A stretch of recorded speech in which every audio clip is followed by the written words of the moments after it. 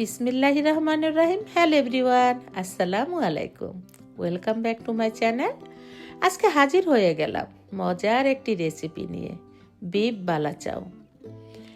এই ঈদে সবার ঘরেই কুরবানির মাংস কিছু না কিছু রান্না থাকবে। সেই রান্নার মাংস দিয়েই দুনিয়ার সবচাইতে সহজভাবে আজকে তৈরি করে দেখাবো বিফ বালাচাও, যাতে সবাই খুব সহজে এটা তৈরি করে খেতে পারেন। এখানে আমি রান্নার মাংস থেকে কিছুটা মাংস তুলে নিয়েছি, হাড় ছাড়া, আর নিয়েছি শুকনো মরিচ, ধইনা পাতা, আর নিয়েছি পেঁয়াজ কুচি করে আর রসুন কুচি করে। আমার এই লাগবে, সব কিছু রেডি করে নিয়েছি।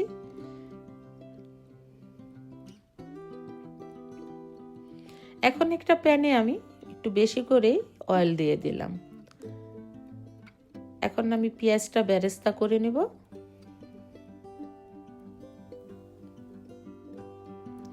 একটু সামান্য লবণ অ্যাড করে দিলাম। আর সবাই জানেন পেঁয়াজ বেরেস্তা একটু লবণ দিয়ে দিলে খুব তাড়াতাড়ি ভাজাটা হয়ে যায়। আমি একটু ঢেকে দিলাম যাতে তেলটা ছিটে না আসে। এই তো দেখুন পেঁয়াজটা এখন আমি আবার একটু নেড়ে চেড়ে দিচ্ছি।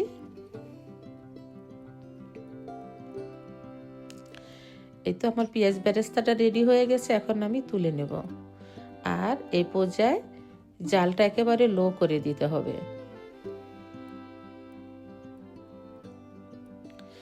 এখন আমি রসুনটা বেরেস্তা করে নেব।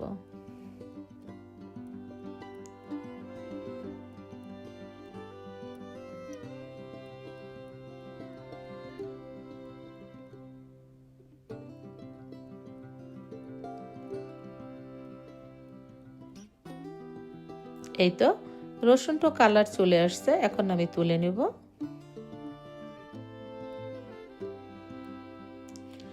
এখন আমি মরিচটা ভেজে নেব। মরিচটা একেবারে আমি লো ফ্লেমে ভাজবো, যাতে কালারটা সুন্দর থাকে বাট মরিচটা মুচমুচে হয়ে যায়। এই তো মরিচটা আমি তুলে নিচ্ছি।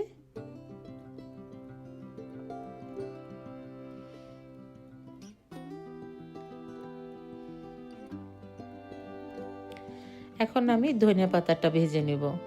আগেও বলেছি, আবার বলে দিচ্ছি, ধনিয়া পাতাটা ভালো করে ক্লিন করে পানি ঝরিয়ে নিতে হবে।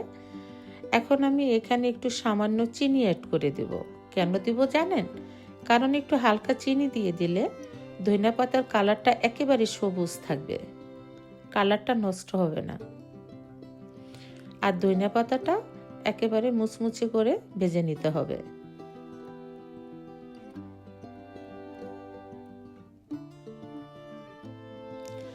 এই তো ধনিয়া পাতাটা একেবারে ভাজা হয়ে গেছে দেখুন, আর কালারটাও একেবারে সবুজ আছে। এখন আমি তুলে নিব। এটা একটা পাতলা ছাঁকনি দিয়ে আমি ছেঁকে নিয়েছি, আপনারা সেইভাবেই ছেঁকে নিতে পারেন। এখন আমি প্যানটা ক্লিন করে দিয়ে দিলাম সরিষার তেল।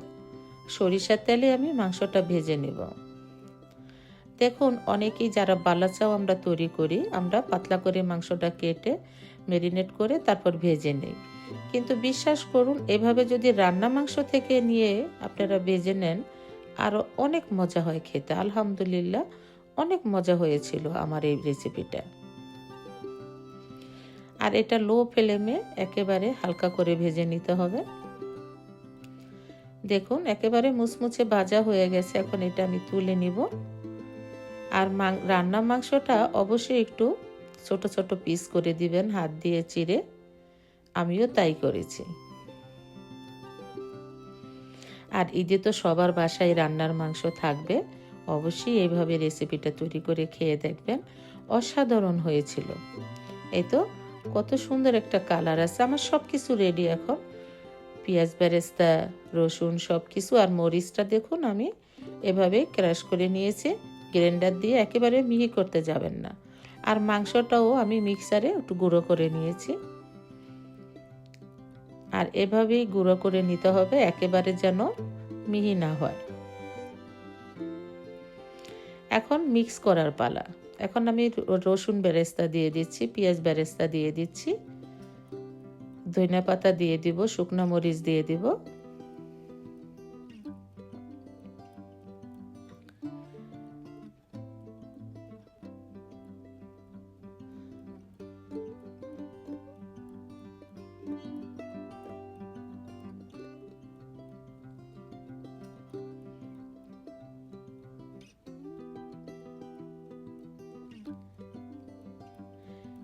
এটা এভাবে চামচ দিয়ে মিক্স করলে হবে না, এটা এখন আমি হাত দিয়ে মিক্স করে নেব। দেখুন এভাবে করে একটু হালকা কষলিয়ে কষলিয়ে নিতে হবে। এই কাজটা অবশ্যই হালকাভাবে নিতে হবে, একেবারে জোরে জোরে করলে হবে না। দেখুন কি সুন্দর করে মিক্স করে নিয়েছি, আর দেখতো কতটা লোভনীয় হয়েছে।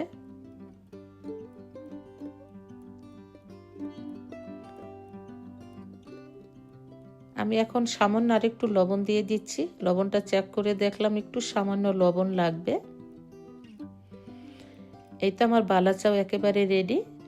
দেখুন আমি একটা সার্ভ করে নিলাম প্লেটে। কত সুন্দর দেখতে, যতটা লোভনীয় দেখতে তার চাইতে বেশি খেতে মজা হয়েছিল আলহামদুলিল্লাহ।